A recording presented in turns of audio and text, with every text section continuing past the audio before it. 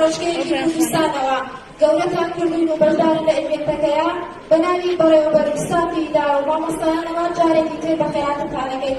خوێندکارانی خۆشەویستی شاری ڕۆشنبیری پایتەختی ڕۆشنبیری و شاری هەڵمەت و قوربانی، خوێندکارانی شاری سلێمانی بەخێربێن سەرسەوی سەرچاومان، میوانانی ئازیز و خۆشەویستمان لە پایتەختی هەرێمی کوردستانەوە، لە شاری قەڵاو منارەوە، لە حەولێری سەربەرزەوە گەورەتان کردین و بەخێربێن بۆ ئیڤێنتی ساڵ. خوێندکارانی خۆشەویستی بەشداربووی شارباژێر، چوارتا، هەڵاشواران، سیتەر، پێنجوێن و هەڵەبجەی سەربەرزی شەهید، خوێندکارانی جەمچەماڵ و سەید سادق و دەربەندیخان و ئەڵڵای و تەکیە بەخێربێن بۆ ئیڤێنتی ساڵ. هاتنتان دووبارە گرنگترینمان پێدا بۆ بەردەوامبوون بە خزمەتکردنی سیستەمی پەروەردە لە هەرێمی کوردستان.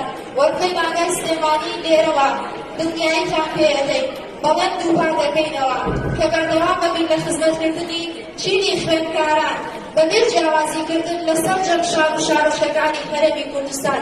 دووبارە بەخێربێن سەرسەوی سەرچاومان. بەڕێزان، ئێستاش وتەی پەیمانیان خوێندرێتەوە لەلایەن دکتۆر سۆران قادر بەڕێوەبەری پەیمانگای سلێمانی ئاهلی بەڕێزیان